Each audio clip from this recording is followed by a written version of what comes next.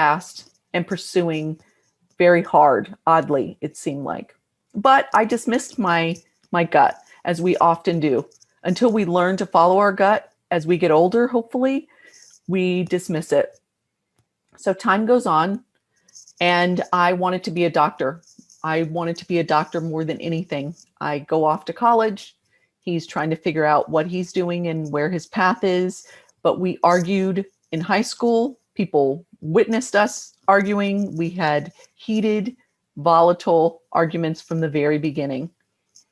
Next thing I know, into college, I'm pregnant. And because I grew up in an only child household, a single parent household, I didn't want that for my child. And when I decided to have the baby, I didn't want only one parent for her. So I married him. We got married 1 month before she was born, and I thought I can make it work. I spent actually my adult years thinking I could make anything work. So next thing I know, there's little things that happen along the way that should have given me pause, but didn't. We were young. We argued all the time, primarily about money, about you name it. It was about everything. From me nursing my first child, his mother had comments about that. Things that seem simple in everyday life, we argued about it. You name it, there was an argument that followed. How to discipline the kids. Next thing I know, we have our second child.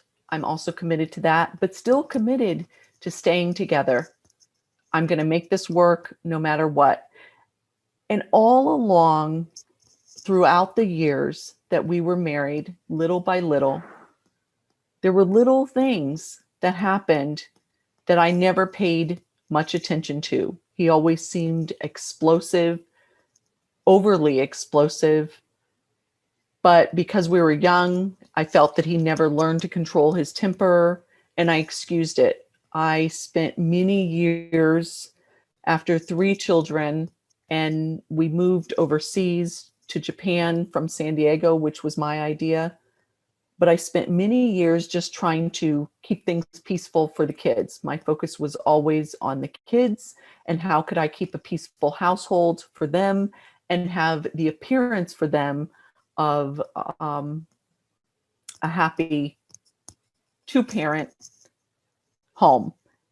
And so when we were in Japan, I had had enough at that time. He was a little bit more controlling with things. Who was I talking to? Who was I seeing? What did we talk about? Did we talk about him? He was worried a lot about whether he was being discussed. And I wanted to leave him when we were in Japan.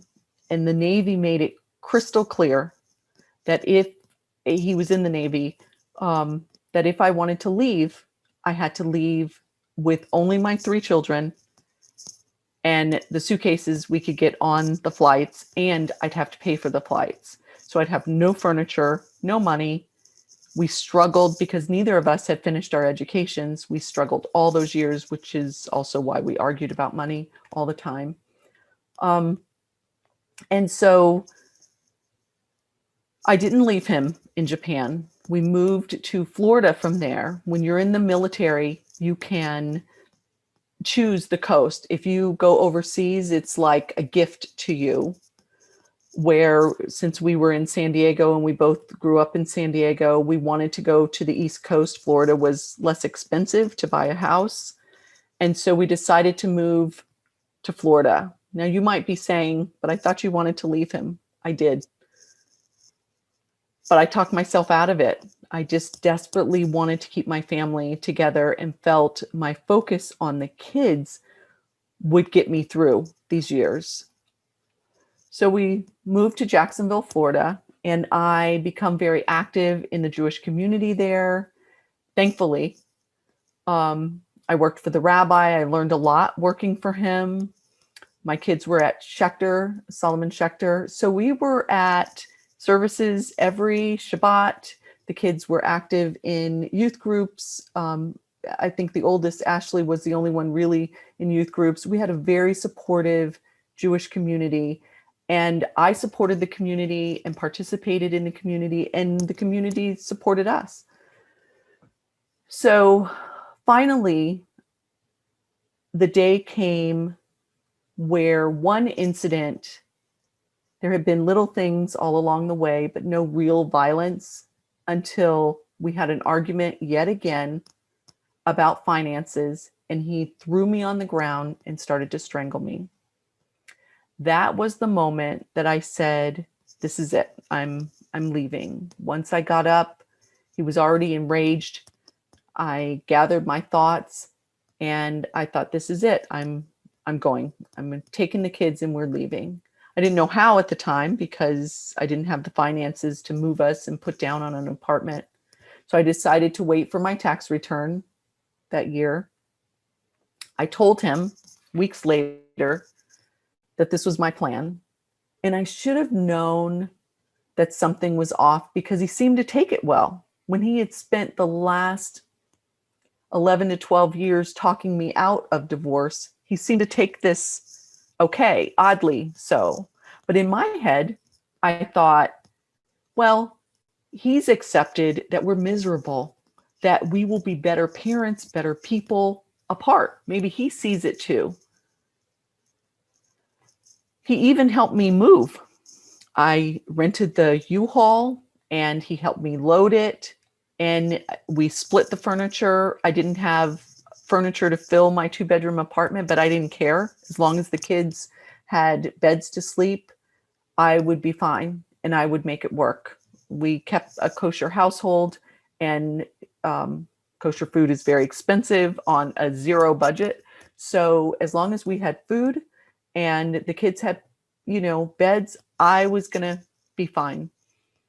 So he helped me load the U-Haul, helped me unpack the U-Haul, but I didn't want him to help me set up the apartment. It was like my moment, my refuge from him.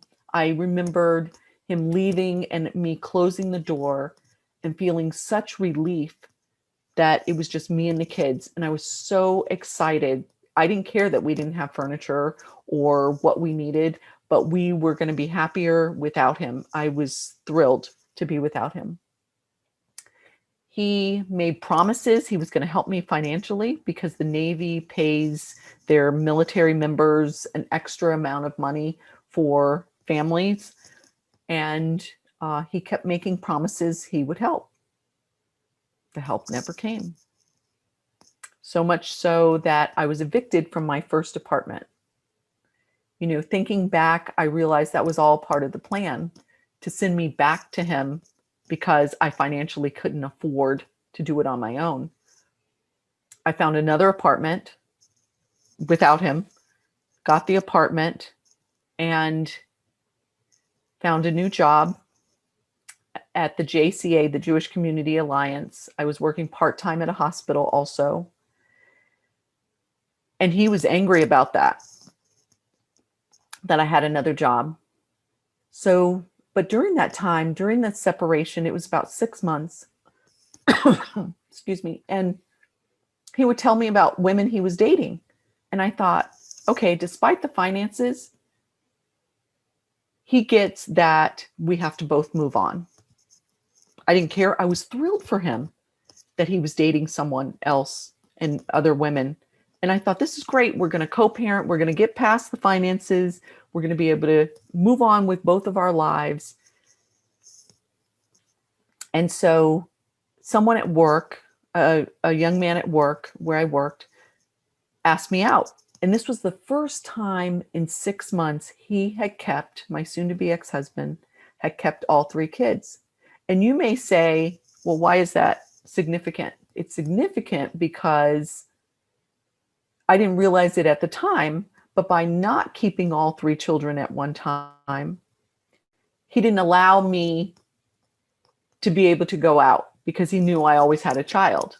So he knew that I wasn't going to leave them to go out with someone, but I didn't realize it at the time. I was just happy to be me and the kids. But this particular weekend, he happened to keep all three. I guess because he hadn't kept all three for 6 months, he thought he'd do me a favor. So the young man at work asked me out, and I said I'd go out. We had a great time.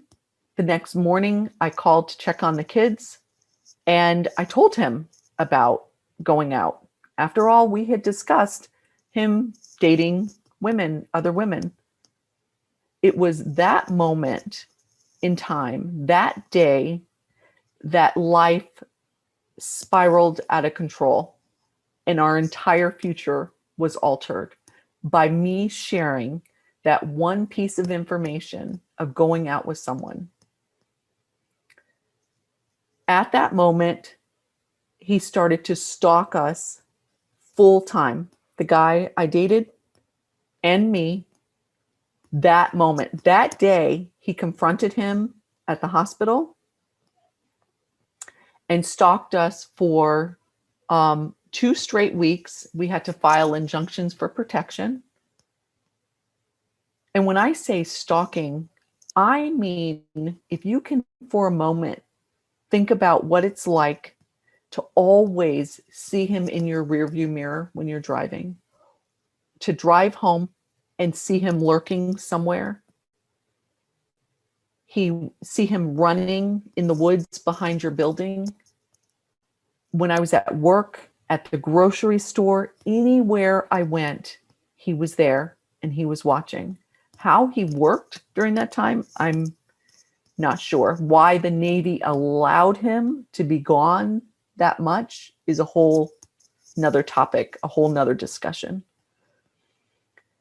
So the injunctions for protection, his parents emptied all their accounts, retirement accounts, for a private attorney for him. They represented him. He had an attorney who was hostile and volatile, as the pair was dangerous together. But he would appear in court every time, for every appearance, well-dressed, well-spoken, and say, "Yes, Your Honor, I understand, Your Honor," very respectful. He would leave court and pick up right where he left off, destroying property, terrorizing me, terrorizing the guy I was dating.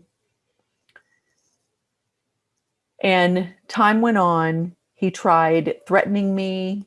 There were all sorts of other little things. Of course, I have to condense it, for telling you the story, the tidbits, but there's so many other details of the stalking that would give you goosebumps of the things that happened and his behavior.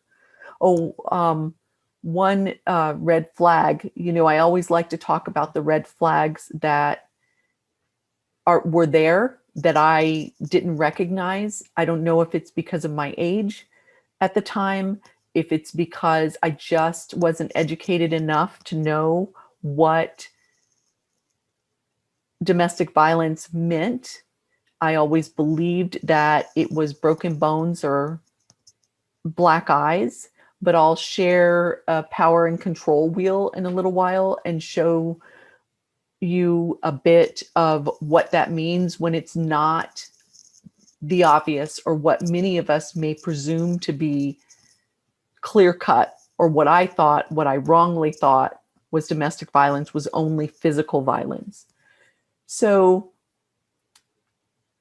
the stakes got higher and higher as the appearances in court loomed, to finally my oldest, it was her bat mitzvah weekend, and he had been arrested. Both of our parents are in town from San Diego. All of our family members are there. I even had cousins coming that might not have otherwise come, just to see what was going on because they heard. The synagogue hired an armed policeman because they were fearful of what might happen, but I was desperate to just let her have her weekend for her bat mitzvah. So the few days before he had been arrested, we're in court, and the judge asked me, what did I want to do? He said, "I'll put him in jail right now if you want." but her bat mitzvah was in a few days. Everybody was in town for both sides of the family. So I said, I guess you have to give him another chance. I didn't want to give him another chance, but I didn't want my child, my oldest child, to hold it against me. And I'm sure many of you can imagine how excruciating of a decision that was.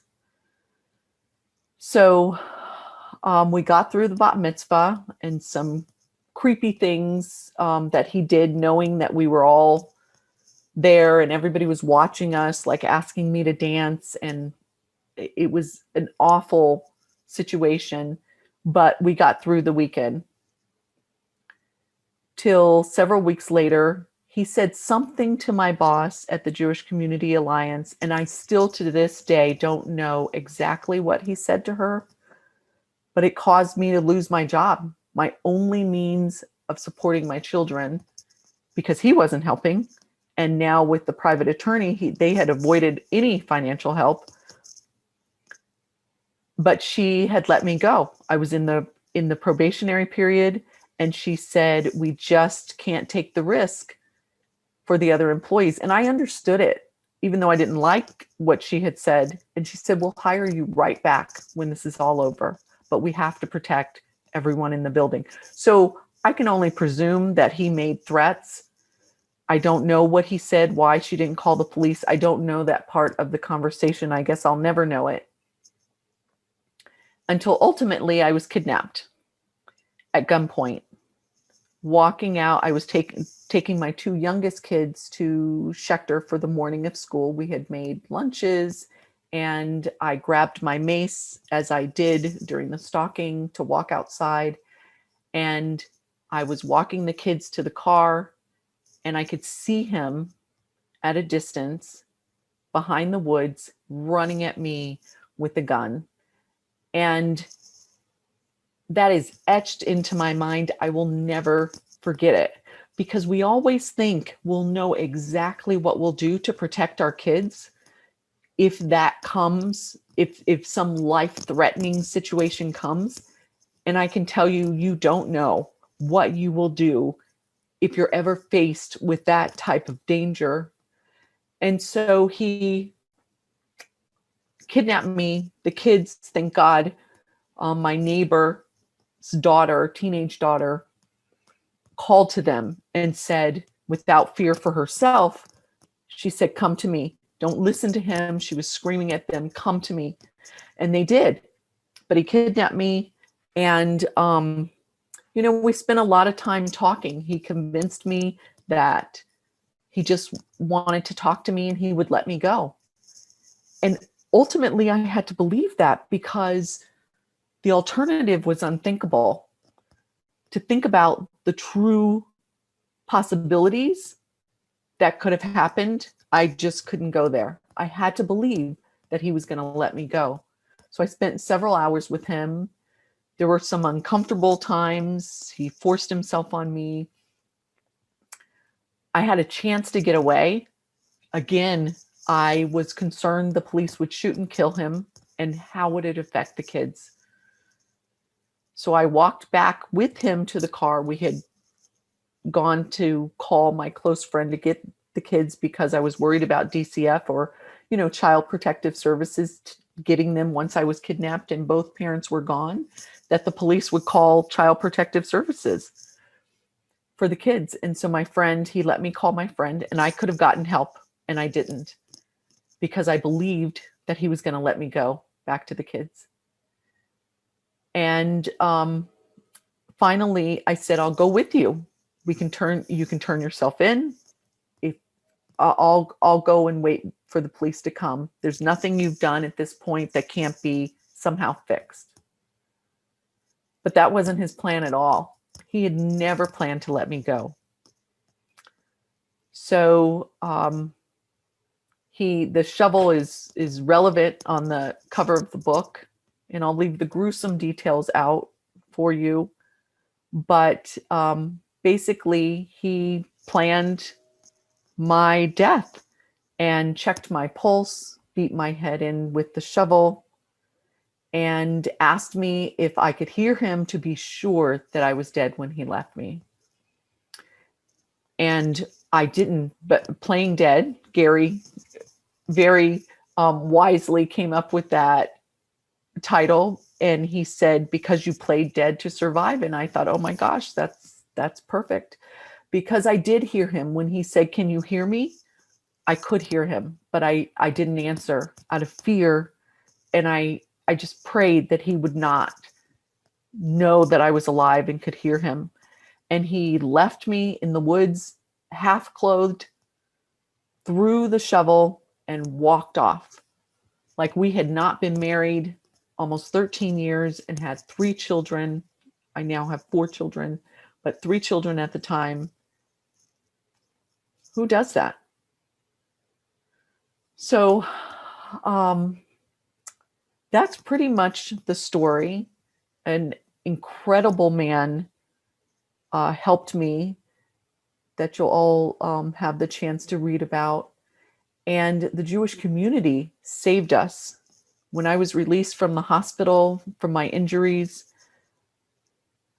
the Jewish community fed us for 3 straight months. I have to admit that we had a catering service attached to the Schechter in our synagogue in Jacksonville, and we had so many stuffed shells that were delivered during those 3 months. I haven't eaten stuffed shells in almost 24 years because we ate so many, but I was grateful. So I don't want to sound ungrateful. I was very grateful, but I have not eaten another stuffed shell since that time. But the food came, people volunteered and set up, carpools for the kids. Everybody got them to their activities. People were incredible from the Jewish community, and they literally saved me and my children. So that is pretty much the story. There's a lot that I left out, but there's so much detail. I couldn't possibly fill you all in with those details. And I'd like to open it up for questions if you have questions. And I apologize for getting emotional. Anytime I talk about the kids, it always brings out the emotion. Monique, did you want to share those slides? Oh, yes. I forgot about the slides. Oh, my gosh. I'm so sorry. That's okay. Do you have them? Or I do have them. So okay. Hang on. Okay. And then we can open it up for questions. Yes. Okay. Great. All right. So I wanted to talk a little bit about, thank you, Karen, so much. Okay. I get into the story and I need that, pulling me out. That the Jewish community is not aware many times that domestic violence has the same statistics in the Jewish community. And I know that that's shocking for many people, but the statistics are the same in the community. There's my picture, you heard the bio. There's a picture of the book. So if you look for it in Amazon or Target, it's sold in Barnes & Noble. It's sold in any place right now that you buy your books. But Amazon is quick, as we all know. We love Amazon. And you can get it in Kindle. It's paperback. And then the be an ally is really important. If you're thinking, how can you help? If you don't know anyone that has been affected by domestic violence, you may not realize that there are people affected by domestic violence.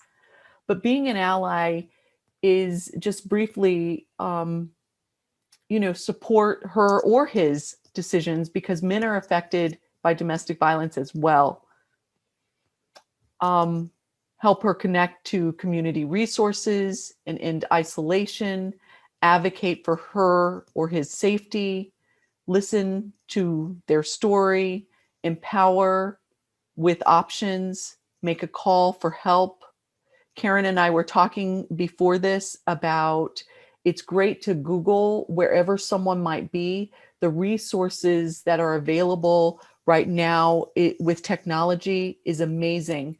Because if you go to a domestic violence website, you'll see in the corner, usually upper right, it's a quick close where it leaves no history if someone's checking something, or just researching and educating themselves. Help the person make a call just to find out what are the details, what are my options, and then believe someone when they tell you. Accept that their choices may be different from what you may make, and know that you may need support too, or they may need other supports that you haven't thought about. Also, let's not victim blame. Judgmental comments. Like I appeared with a class yesterday at a college, and the professor said, "Do you blame yourself?" Not to victim blame. And I know that she meant that. "Do you blame yourself for telling him that you went on that first date?" And I said, "I can't count the times that I rethink that decision.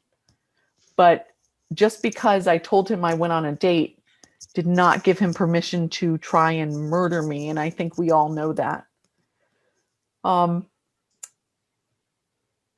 let people know that abuse is not their fault.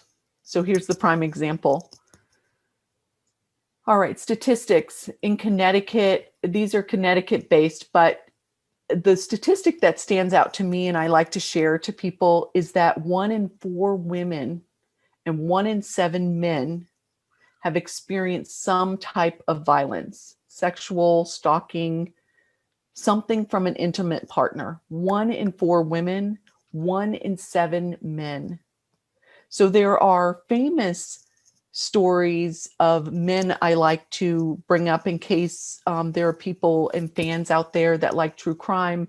If any of you recognize the name Jodi Arias, think about, you can look her up. She murdered her boyfriend for breaking up with her. It was terrible and tragic.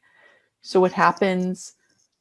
And also for the Jewish community relevant, I was talking to Karen about this too, is I don't know if you guys have heard in South Carolina about Jennifer Farber-Dulos down there. She was murdered and presumed murdered by her husband, who, or soon to be ex-husband. She was Jewish, and he committed suicide within the last year to avoid prosecution. There are co-conspirators that are still being held about that, but also you might want to look up that story.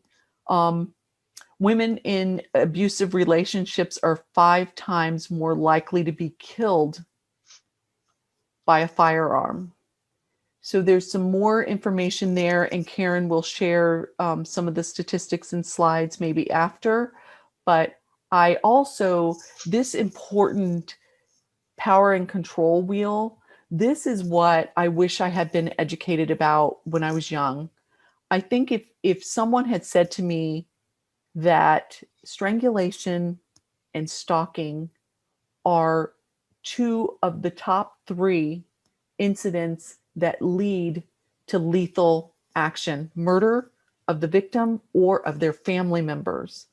So it's far reaching. It's not just, 2 people. It can affect children. It can affect family members, grandparents. It can also affect coworkers, neighbors. So using intimidation, hopefully, can you guys see that power and control wheel well?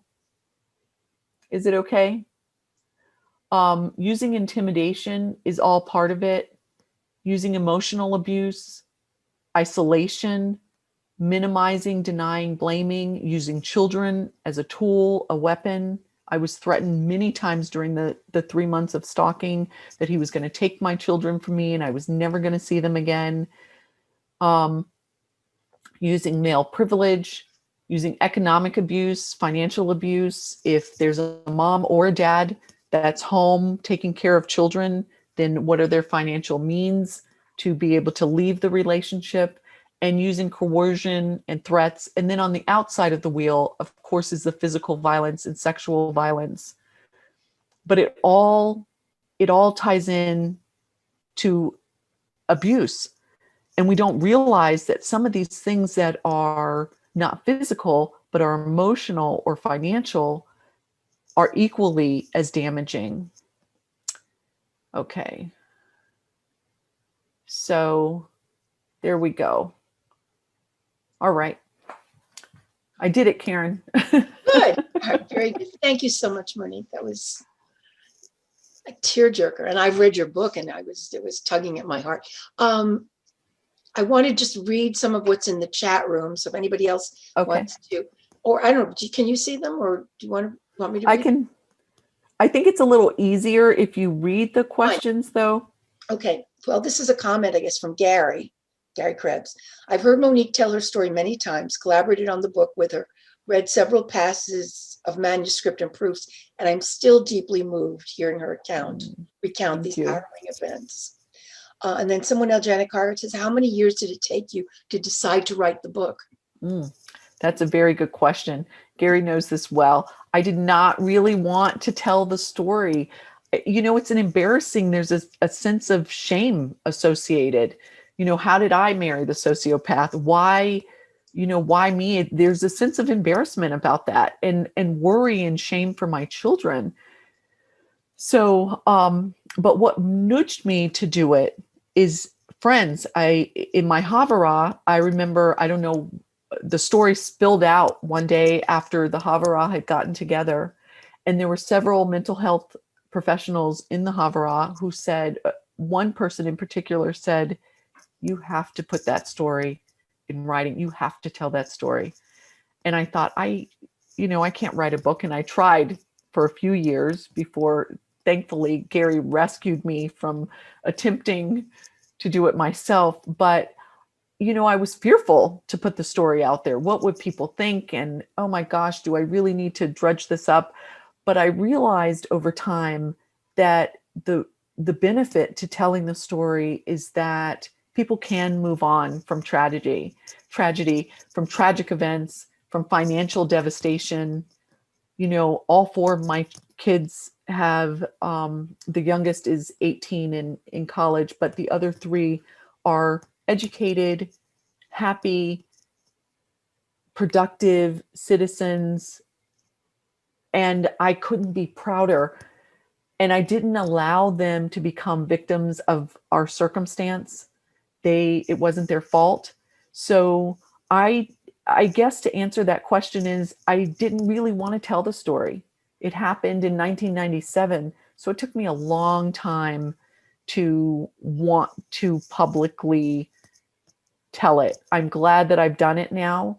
But I never told Gary this, but the day that the publisher said it's live, I thought I was going to have a heart attack. I thought, oh my God, I have put all these private details of our lives out in the public with my real name. And I was so fearful. I wanted to take it back.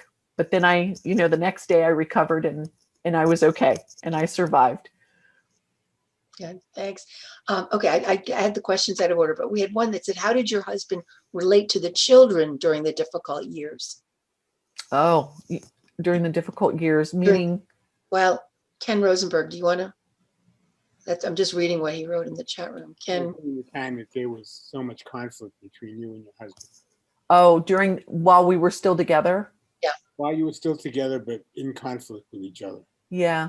His discipline methods primarily were affected by our oldest because she's the oldest, and we never agreed about that.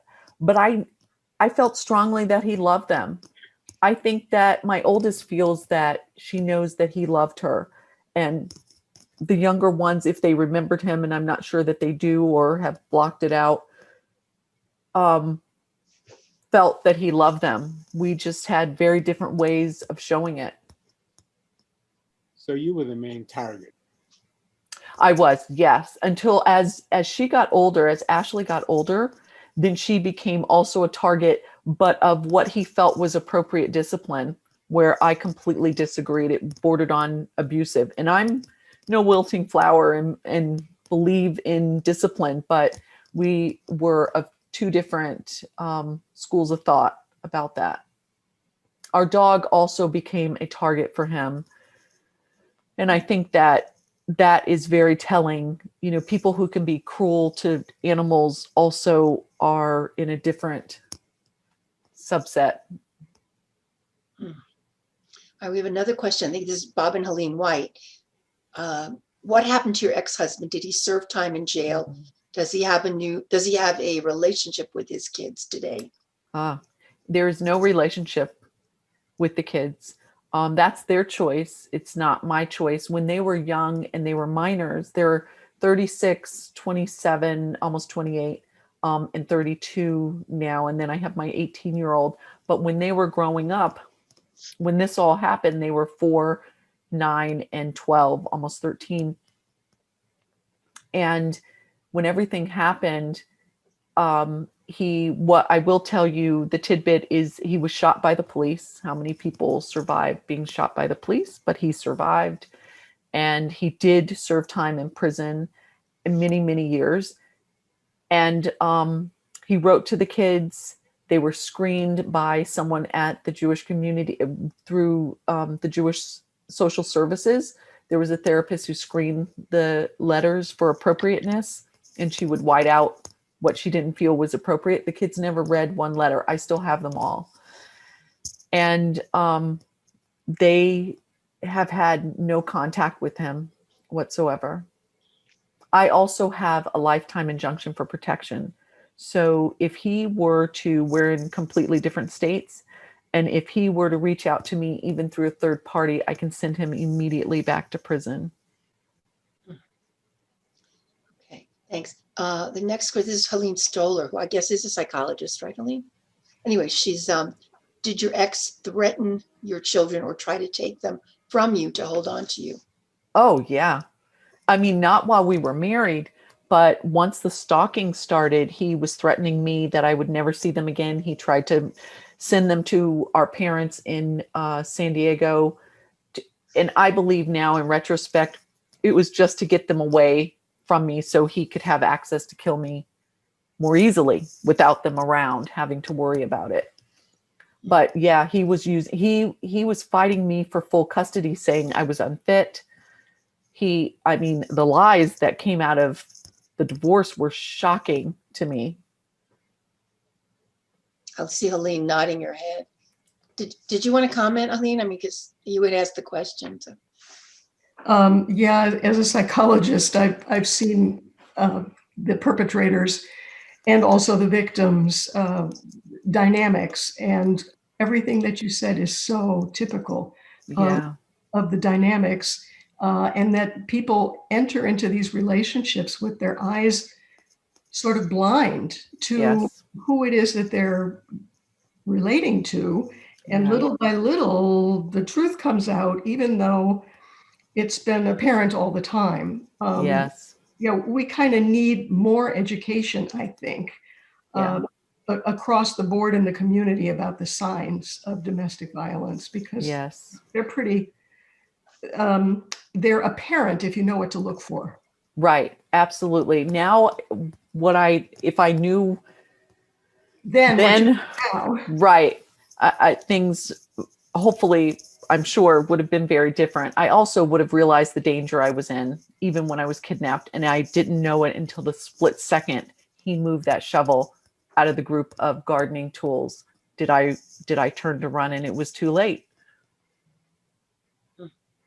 Helene, I was going to say, listening to you, if you have any handouts or information or something like that, maybe we could share it with everyone. If I don't, okay, I'm not putting you on the spot. No, I don't. I mean, the wheel, the power and control wheel, that's true. It. But I can say that there's an organization in Beaufort County called the Hopeful Horizons, which covers people suffering from a victimization of both physical abuse, sexual abuse, domestic violence, any kind of abuse that you could imagine. And that's the community support that we have right now. And there are shelters in the area. Actually, they're in Beaufort for people who need to get out of an abusive relationship. Sharon, Arlene Rosen's hand is up. Arlene had the next question, so go ahead. Monique, I might have missed this. Did you say that he attacked you with the shovel when he kidnapped you and brought you back? That's when he attacked you with the shovel, or was that at another time? No, there was only one time. While I was kidnapped, Yes. after about 6 hours, I had believed that he was going to let me go. That was never his plan. Then he attacked me with the shovel and left me for dead. And I think, Arlene, you also had a question. How old were the kids when you first left? Yeah, when the first time you left, how old were the girls? Well, we had separated early in the marriage, but I have a son. I have 3 daughters now and a son. But at the time, I had 2 girls and a boy, and so they were 12, almost 13. Bat mitzvah age was the oldest, 9, and then 4. I'm just looking. Harriet, is it Harriet Schatz? Where is your ex-husband now? I think you mentioned that already, didn't you? Well, because of what happened after he survived, unfortunately, being shot by the police, and he had to agree in his plea bargain to being a registered sex offender because of what happened while I was kidnapped. I know exactly where he is, and he's in the Midwest somewhere. Why? I have no idea. We grew up in San Diego, and to my knowledge, he doesn't have anyone in the Midwest, but I do monitor him periodically. So. Somebody asked, is the 4th child his? You said open. Yeah, no questions. No, I'm an adopted child, and I happily adopted a 5-week-old baby who's now 18 and completed our family. So, no. Okay. Bob and Helene again. Did he ever have a psychiatric evaluation? Oh, yes. He tried to plead insanity. I don't even know, Gary, if we put that in. I don't think that we did, because I think Gary and I decided that it wasn't about him so much, but he tried that. As most guilty people do, to see if he could, and they said he was not insane. So all right, he's just a sociopath. Yeah. Emma Avital wants to know if any of your children are married. And then Arlene asked if you are remarried. Good question. Good questions. Yes, the good thing is my children have very much taken their time. Complete opposite of what I've done. My oldest is married, and she has my granddaughter and is expecting her second child in June, which we're very excited about. So marriage has been, this has been an area of growth for me. So I married the guy that I went on the first date with that caused the whole thing, which was a huge mistake. He was not violent. He was just immature and couldn't handle raising 3 Jewish children. And that was a mistake number 2. And we were married for 10 years. I do disclose it in the epilogue. And although it's an embarrassing thing, now I am married to a woman. My wife is Jewish, and we were married in our synagogue's first same-sex marriage of its then 95-year history. So there's a little piece of information about that. So thank you. Good for you. I think that was the last question. So does anybody else, I'm going to scan and look, and Terry's going to watch also. If you have a question and you didn't use the chat, raise your hand or wave at us or something, and we'll try to give you an opportunity. Sheila Weinberg is waving her hand. I see her, Yeah. Sheila. Just unmute yourself, Sheila. Sheila Weinberg.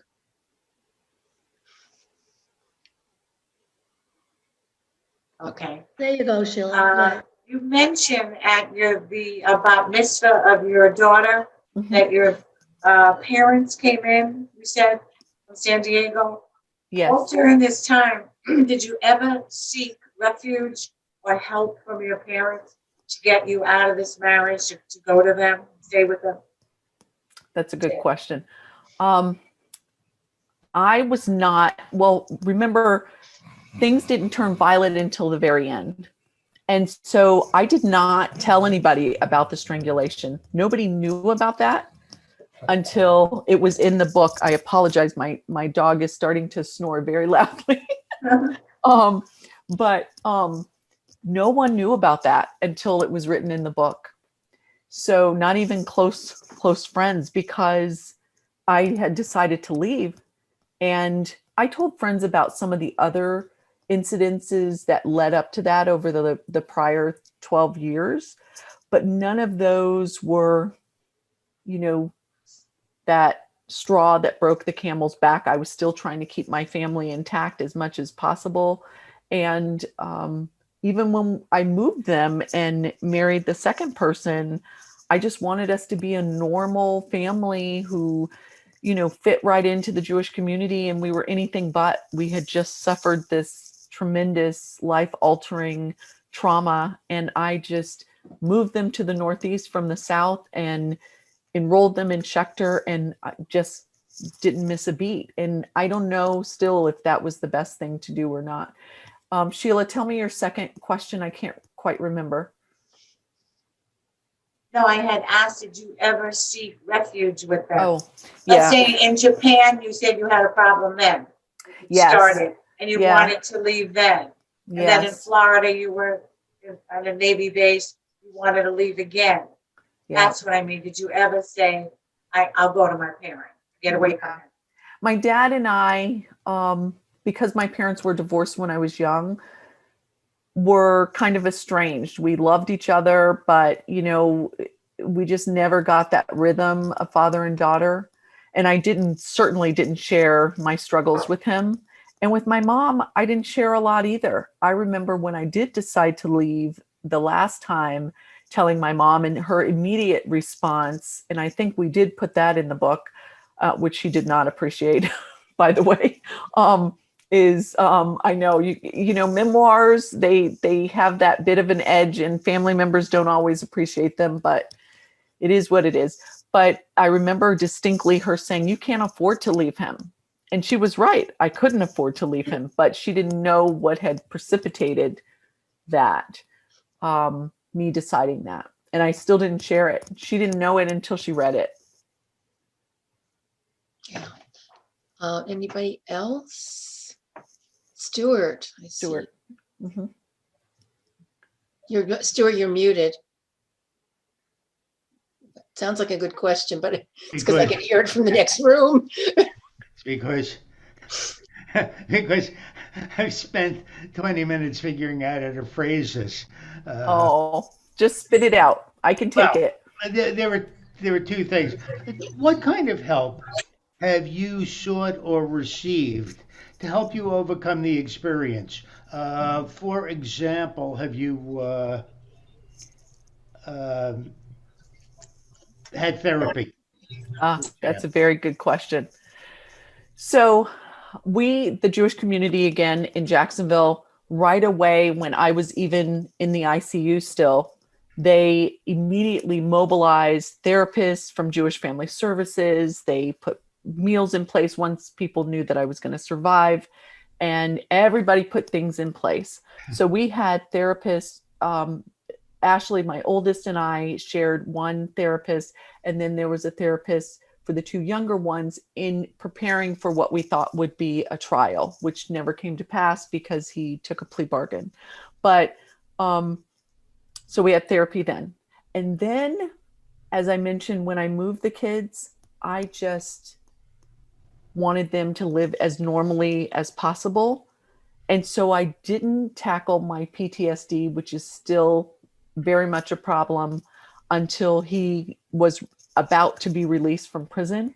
And he got out in 2016. So I started therapy, talk trauma therapy, or talk PTSD therapy about in 2014. And it was great. My PTSD therapist was fantastic. Does it help me in my functioning life every day? It doesn't. I can give you, how are we on time? Karen, are we still okay? 8 o'clock. Okay. Good.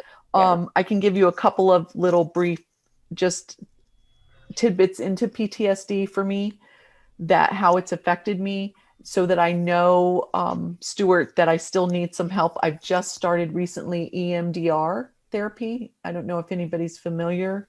Um, I see Helene. She looks like she's happy about that. Yeah.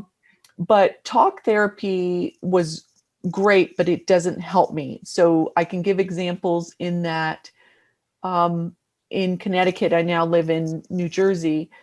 In Connecticut, our house backed up to woods, and every night I would let my dog out. I had 6 cameras on that house, a panic alarm, a hardwired alarm system, a very large barking dog, and it was never enough for me. It still mentally is not enough. Even in New Jersey, I'm in a very safe area and we have cameras and the alarm and the dog, and it's never enough for me. But I would let him out every night into the backyard, and I was sure that feeling that there's a sharpshooter there in the trees who's going to shoot me dead. And that may seem to people who've never been through any type of trauma to be dramatic, but at some point, my initial worries were about him the first several years. I don't know when it changed to someone is going to get me, someone is going to kill me. If a car is following me, even legitimately, they could be lost, they could be going the same direction I'm going. I notice and I circle and I monitor and I see where they're going. And it's been 24 years and I still notice every car, every person. I know what my neighbors, when they walk their dogs, if I haven't seen them in a while, what they typically wear, depending on the weather. I notice all of that. I still don't answer calls that I can't identify. I hate for someone to come to the door who I'm not expecting. It alarms me. Another example of some of my PTSD is I was in a hotel. I think we were on the 17th floor. And I remember walking to the elevator by myself and thinking, looking at a distance because the 17th floor, but I never get too close. And, the glass that hotels are made from must be, I don't know how many inches thick, but those big trash cans, the metal ones that are always by elevators. And I immediately think someone's going to take that metal trash can, throw it through the window, and is going to push me. I can't even explain why those thoughts come into my mind, but they do. I always think someone is going to try and kill me. And I have no reason to believe that, but I know that it's from what I've been through in some way. So I'm hoping that EMDR helps me to be able to, from what I understand, is that it will help me not, I'll still have those thoughts, but I'll be able to pull myself out of it. Jan has her hand up, I think. You can unmute. Okay.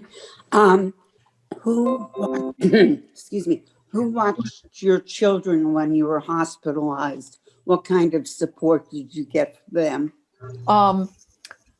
They had the therapist while we were, preparing for what we thought would be a trial, but my mom had come, my uncle was there, the community, my friend Beth, who got them while I was kidnapped, they had a tremendous amount of support immediately once I was kidnapped. Monique, how did they find you? They, I made my way with broken hands and all of that out of the woods to help. There was a man there who, it was divine intervention that he was there at that moment. He doesn't even know why he was sitting there where he was. Wow. And he got me help. Yeah. Jan, I think. Go ahead, Jen. Trying to unmute, okay.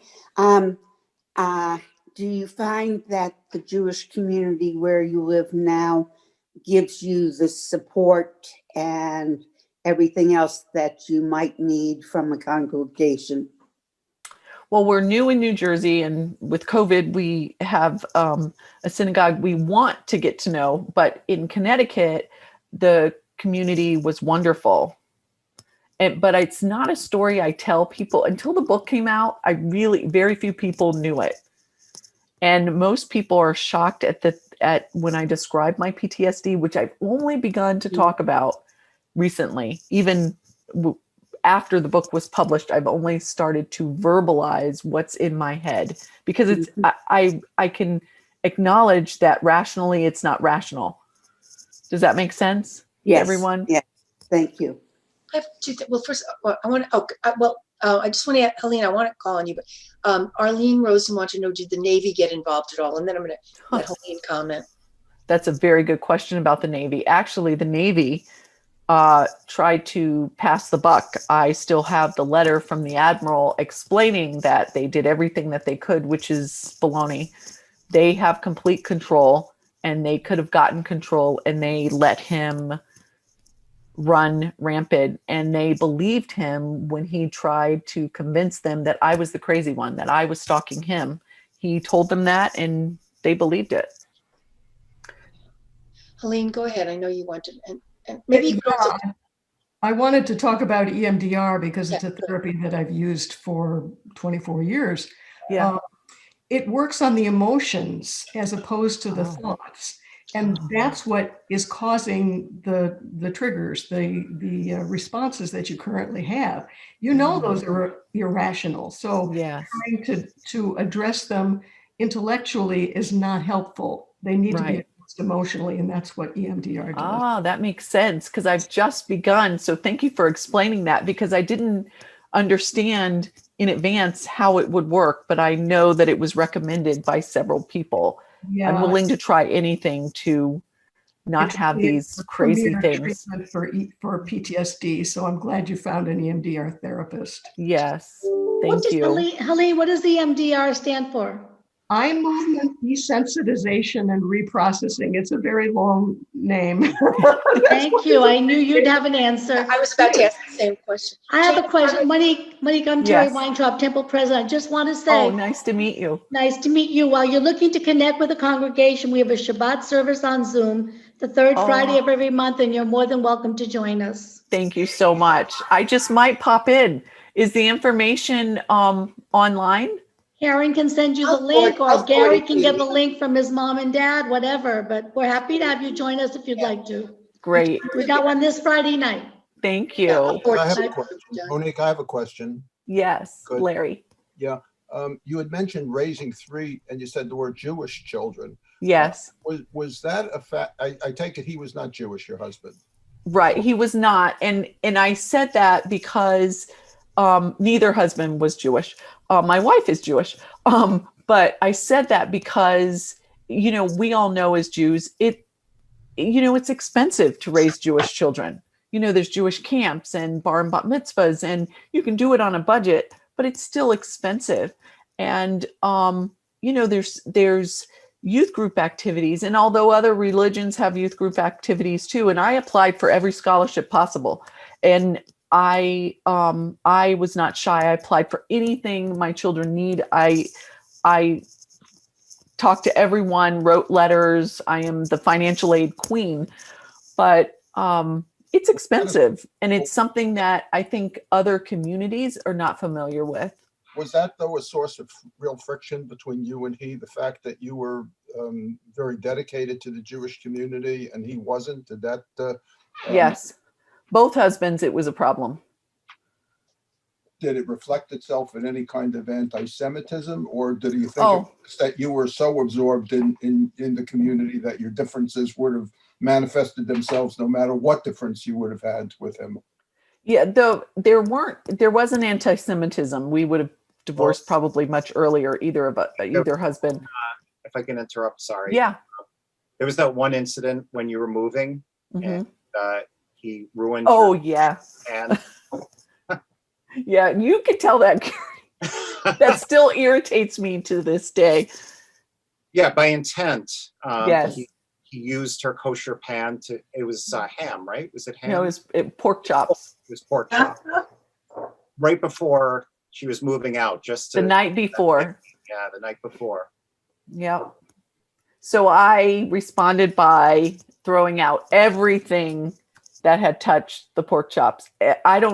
We never discussed that. So I don't know if he even knew that it was missing. I don't know what happened. I never admitted it. He never asked me about it, but I was furious. So And when you remarried a second time, you again married a non-Jewish person as well. I did. Thank you, Larry. Yes, that is true. I did. Unfortunately, yes. I think that what had happened after the first marriage bonded us in a way that we thought it was something special, and it so wasn't. So relationships have not. I'm gonna claim my children as my successes in this lifetime, because relationships have not been my area of success. Well, 3 times a charm, Monique. Right. That's what the rabbi said. I think, who was it? Arlene Rosen, did you have your hand up a minute ago? Yes, she asked a chat question, how long Oh, was I'm he in sorry. prison? Oh, okay, I didn't see that. Yeah. He plea bargained for 26 years and he had to serve 80% of that. But then he, unfortunately, is not a stupid man. He found a way to get a judge to listen that he should have his case revisited after about, it was roughly 4 to 5 years into his original sentence. And to avoid having to pull my children, one out of college at that time and then high school, and to drag them back to see him in court as witnesses, excuse me, I agreed to reduce his sentence to 20 years. He had to serve 80% of that. And so he was out in 16 years.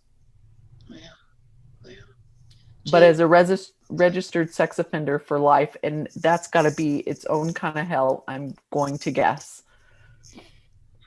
Jan has her hand up, I think. How did you initially gravitate towards Judaism? At what age did you start, and why? How? That's a very good question too. So I, for those that haven't read my book yet, I went to Christian school from kindergarten halfway through 10th grade. But in 9th grade, I could not quite explain. I don't even know or remember why I asked my mom for a Star of David necklace. And she got me one without conversation, which now I think about was an odd thing. There was something internally calling to me to Judaism. And I didn't know what that was until I was 45. So in high school, one of my teachers, who became a friend later because we had children, because I had my first child so young, she had her first child at the appropriate age. We became friends. Our kids were at the JCC preschool together. And I was so fascinated and drawn to Judaism. I read Choosing Judaism by Lydia Kukoff in that early time. I think it was in college. And then maybe a year, Ashley was a year or so old, and I went and visited a synagogue and I felt completely at peace. And years later, after I converted and Ashley was converted, my dad and I were discussing, and he said, I assumed you converted because of your birth mom. And I said, what do you mean? And he said, well, she's Jewish. And so I said, she is, Dad. If I knew that, I wouldn't have had to have converted. So I didn't find her for that reason. I found her when I was 45 only because I wanted medical history. I never was one of those adopted children that felt the need to find that person. I felt my parents are my parents, and that was that. So when I met her and talked to her, she did not grow up Jewish, but she knows that there are Jews within their family. Her mother died young. And she was the one, she's convinced that her mother was the one leading me to Judaism from the grave, because she grew up, the other 2 children that she had, my birth mother, are named Naomi and Aaron.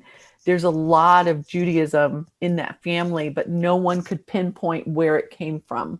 So I guess I had a Jewish soul going to Christian school. So Wow. There you go. Wow. Did I see Sam Watkins waving his hand, or was he waving goodbye? I don't know. Oh, there he is. Are you, Sam, if you're asking a question, unmute yourself. I think Carol too. Is Carol Carol also? Lipp, are you waving your hand? Okay. No. Okay. Sam? Yes, no, thumbs up, thumbs down. No, oh, sorry. Okay. Okay, Getting his Stuart. dog probably. Oh, Stuart, go ahead. Yeah. It. First of all, this hits me in a couple of ways, not the least of which is I'm preparing a course for next week. It's an ethics course, but it's about women's rights, and obviously this whole kind of subject matter is related to it. Right. Because you opened yourself up and said ask anything. Yes. Go ahead. Okay. Yeah, I'm hesitant because in some sense, I don't want to sound like I'm making an excuse for him. Okay. Or anything else. That's fair. Or placing a blame, which is such a typical response I'm sure you've seen of other people. Mm-hmm. It strikes me that you need a best friend.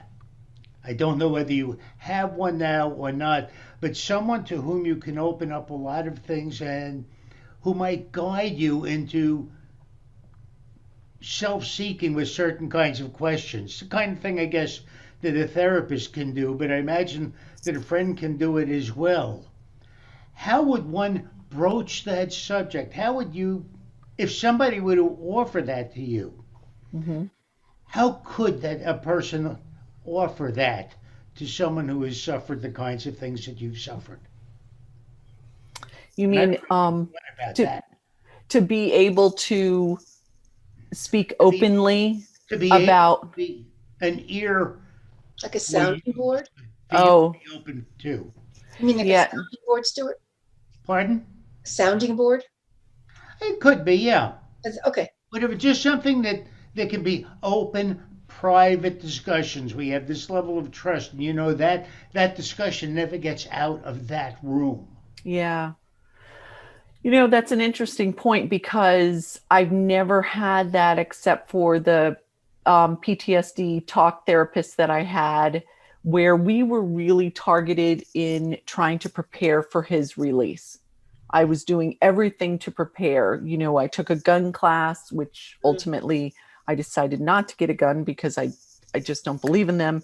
But I did prepare with the class and learning and all of that stuff.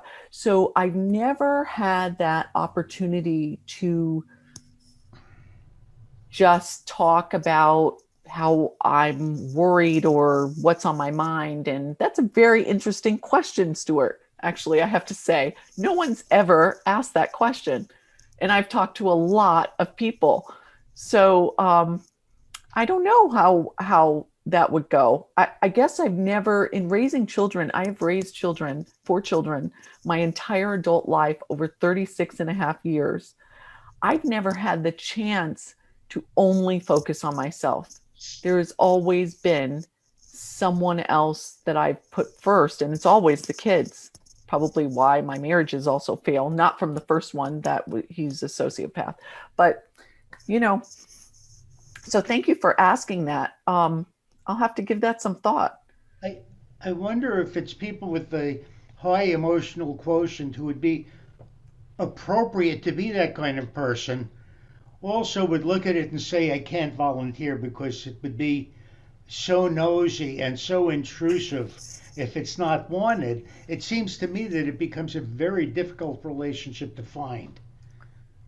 I'd be interested to hear what Arlene has to what Helen Stoller has to say about that. Yeah. Yeah. Well, typically friendships are bidirectional. Both people share, and there could still be some judgment there. You never know if the person is really trustworthy. I mean, if you have a long-term relationship with that person, maybe over time you could develop that level of trust. But with a therapist, the expectation is it's a one-way relationship. It's focused on the client. The therapist is out of the picture, doesn't offer any judgment. it's focused on the needs of the client. So yeah, finding the right therapist, I think, is the best thing for you. Yeah. And really delving into who you are and who you want to be now that you don't have other people that you're To worry about. Yeah. I know it's new territory. It's welcomed territory. So All right. Well, this is am I missing anybody else? Terry, do you see anybody else? No, if that's a full, I do not see anybody else. I don't see any other hands up. Emma just spoke. Emma. what was that? Emma, I did you just want saw to say Emma's something? hand. Emma Oh, just put something. Did you? Oh, Emma, unmute yourself if you want to say something. Otherwise, wave us off. that's I want me to read it? Okay. I'll read it. It says, if there will be a movie, who do you want to play you? oh, Gary and I have had fun discussing this. Yeah, it's interesting. Interesting. Gary has some great ideas because it has to be a young me, as Gary pointed out, right? Gary, you can take over that. I very specifically think Zoe Kravitz would be magnificent. Yeah. Not only does she have Jewish roots, but she's beautiful and she has a physical resemblance to her, and she's just a really good actress. So that's who I had in mind. We can get her. I think that's a great idea. Wow. All right, well, stay tuned. Terry, will you go ahead? I just want to thank Monique first for having the courage to put her story into writing. I'm sure that was not an easy task, and I'm glad you ran into Gary so he could help you with that. And I want to thank you even more for sharing your story, because I know that's not easy as well, because repeating it must bring up a lot of old trauma. So thank you for that, and consider yourself part of our Temple Oseh Shalom family. Thank you so much for having me. And thank you for spending the time with me and asking the questions. I feel like I know you all. It was really lovely and wonderful. Well, we'll keep in touch. Okay, great. I thank you as well. And what was I going to say? I took me a couple of minutes till I remembered, but I did record it. Monique had given me permission. So we will send out a link. So if you know people who you think might want to watch this, certainly tell them if you felt it was worthwhile. So Gary, we're proud of you too. I want to tell Gary Krebs we're proud of him too. Exactly. Thank Gary as well, and Kay for calling, for making us aware of this. So, all right. Well, thank you all, especially thank you, Monique and Gary, and just continue to thrive, I guess is all I'm going to say. Kay and David, do you want to say anything to Gary before we get off? Or we can let you guys stay on and we'll go ahead. Very proud of him. And you should be. Good. Yes. Nice to see you, Monique. Thank you for thinking of me and inviting me and bringing it to the committee's attention. I appreciate it so much. And can I just plug one other thing? This was not something we would have thought of as a committee. And I have Larry and Jane Rosendorf and Stewart and Carol Liff is on the committee, and Helene Stoller. And if any of you, I know I put this in my column every month, or my article, please, if you think of something you think, and it might seem to you off the wall, but call me, and we're certainly open to programs we would never have thought of. So just, feel comfortable calling one of us. Okay, I think that's it. And again, thank you all. And thank you, Karen. Thank you so Thank you, much. everybody. Monique, good luck in your future. Stay in touch. Thank you. Okay, take care. Thank you for having me. Take care. Thanks. Shalom. We'll see everybody Friday night, 7:30. Take care, and don't forget to turn off the recording. Oh, thank you. Thank you for I would have been recording my. Good night. Good night, all. I couldn't help you because you didn't make me a co-host. I couldn't help you. Oh, I didn't. Oh, no.